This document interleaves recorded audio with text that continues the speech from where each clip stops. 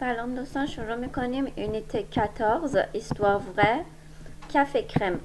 از بخش گرامر مثل همیشه شروع میکنیم. در بخش گرامر این درس با شما le verbe pronominaux, le passé récent venir de به علاوه infinitif, être en train de, depuis, le pronom relatif qui کار میکنه.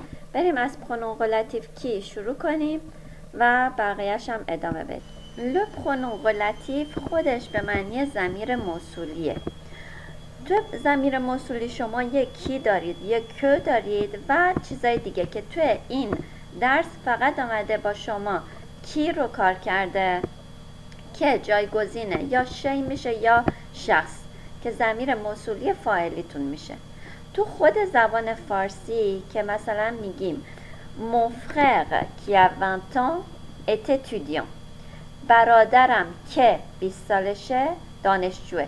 توی زبان فارسی کیه ما که وسط جمله قرار میگیره به معنی که هستش. ضمیر موصولی که اسم رو جایگزین میکنه تکمیل کننده اسم یا ضمیر شما در جمله است. چند تا نقش مختلف داره تو جمله. یا میتونه سوژه باشه، یعنی مثلا لا، من اینو بزرگتر بکنم، لا femme est triste، اون خانومه ناراحته. پس لا فام میشه چی؟ سوژه شما. کمپلمان دیرکت و کمپلمان اندیرکت رو خوندیم با هم دیگه. مکمل های مستقیم و غیر مستقیم در جمله. اتریبیو دی سوژه هنوز بهش نرسیدیم ولی میخونیم.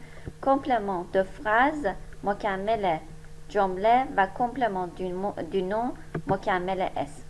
خب بریم چند تا مثال بذاریم تو مثال شما متوجه بشید.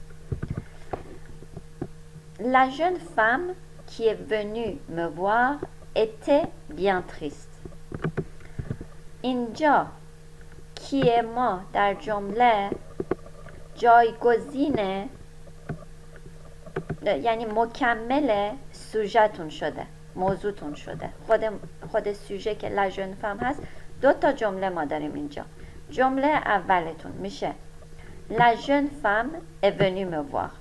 این کی رو اگر که از اینجا برداریم، خب جمله اولتون میشه خانومی که آمد منو دید. جمله دومتون میشه خانومی که خیلی ناراحت بود. La jeune femme était bien triste. برای تکمیل و وصل کردن این دو جمله به هم دیگه، برای اینکه دوباره خانوم جوان رو ما تکرار نکنیم، میایم چی میذاریم؟ کی، پرونوم relatif میذاریم که تو خود زبان فارسی هم دو تا جمله رو به هم دیگه وصل میکنه و اطلاعات بیشتری درباره موضوع جمله میده. یه مثال دیگه. Le train qui est parti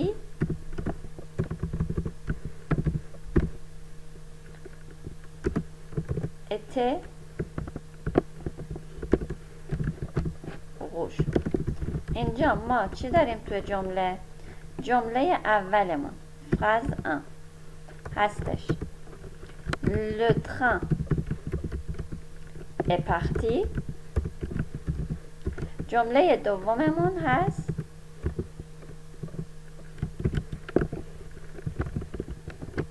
Le train était rouge.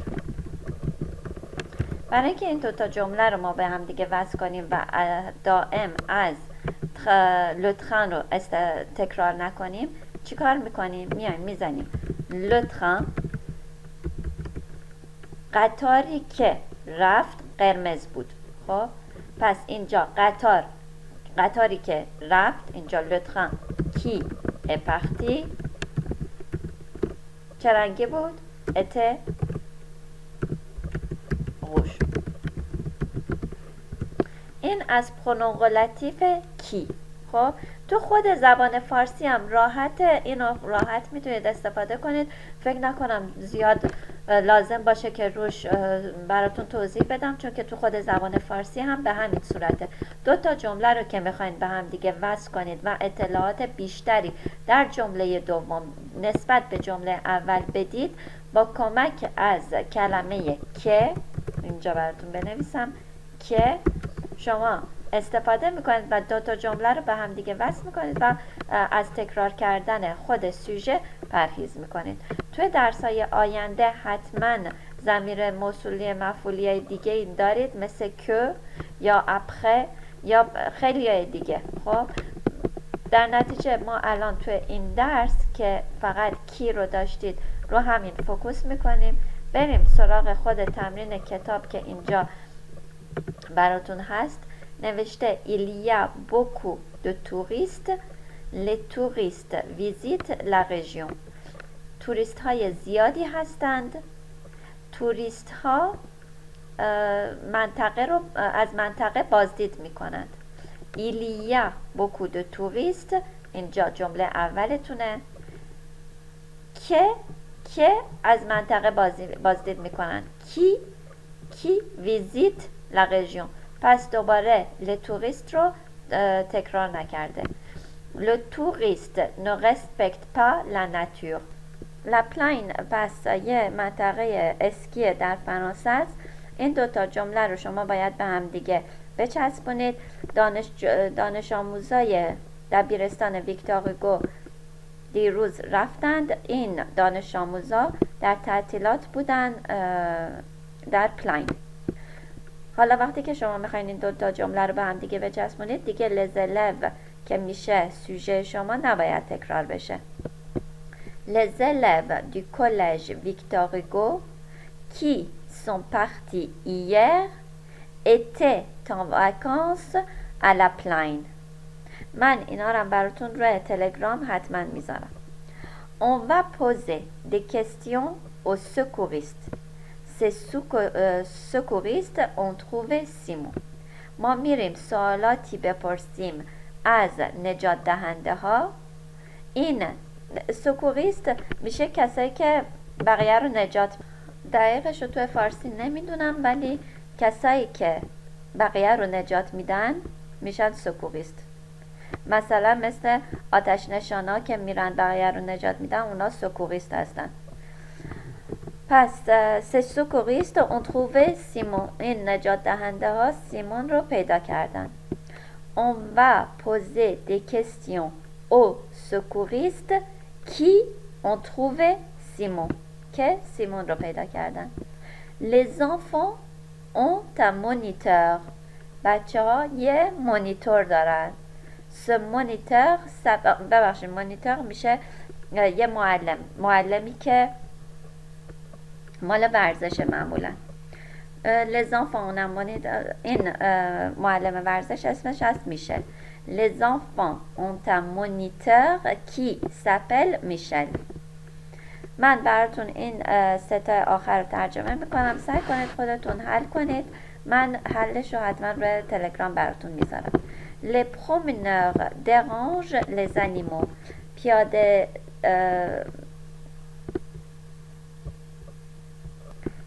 آبرهای پیاده مزاحم حیوان ها میشن. Ces animaux vivent dans les parcs naturels. این حیوان ها در پارک های طبیعی، یعنی فضاهای طبیعی زندگی میکنن. پارک های طبیعی لپارک ناتورل مثل باغ وحش و اینا نیست. جایی که فضاش کاملا بازه و حیوانات میتونن که به راحتی اونجا برای خودشون زندگی کنن، ولی آبرهای پیاده دائم مزاحم اونا میشن. Les habitants des villes aiment passer leurs vacances en Bretagne. شهروندهای، یعنی les habitants میشه کسایی که در شهر زندگی میکنند دوست دارن تعطیلاتشون رو در برتاین بگذرونند. برتاین اسم شهره. Ils veulent retrouver le calme. اونها میخوان که آرامش رو دوباره پیدا کنن. trouver میشه پیدا کردن، retrouver دوباره پیدا کردن. میریم travaille dans un café. میریم در یک قهوه خانه کار میکنه. ce café organise des fêtes avant les vacances d'été. این قهوه خانه برگزار میکنه جشنهایی قبل از تعطیلات تابستان. بریم سراغ ویدیو بعدی و لورب پرونومینو. لورب پرونومینو در واقع فعل های منعکسی هستن. بریم تو ویدیو بعدی با هم دیگه اینو کار کنیم.